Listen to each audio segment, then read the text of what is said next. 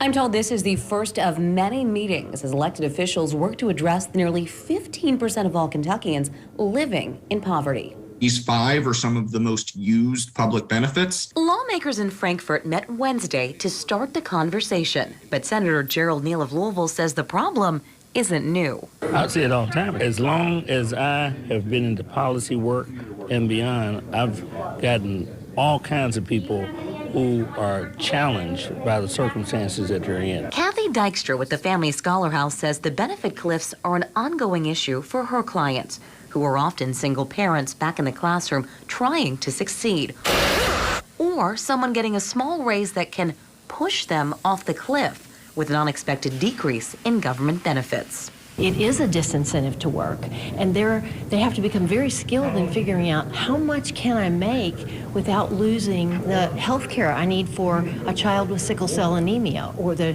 child care I need in order to be able to work. Dykstra wanted to be a part of the conversation, which highlighted three major contributors to cliff effects, as reported by the Kentucky Center for Statistics, including the loss of SNAP benefits, an increase in child care expenses, or an increase in health care expenses.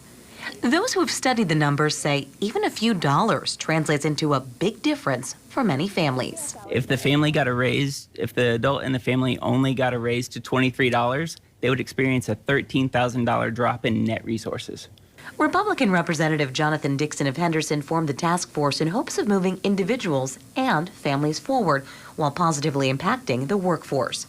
Representative Pamela Stevenson of Louisville, a Democrat, shares the same goal. I know that we have the power to make sure that people get what they need to be the people that they're called to be. The group will return here again next month just to keep the conversation going. But the committee co-chair says really it's just too early to tell whether or not what happens here will lead to changes in the law. Reporting in Frankfort tonight, I'm Lauren Adams, WLKY News.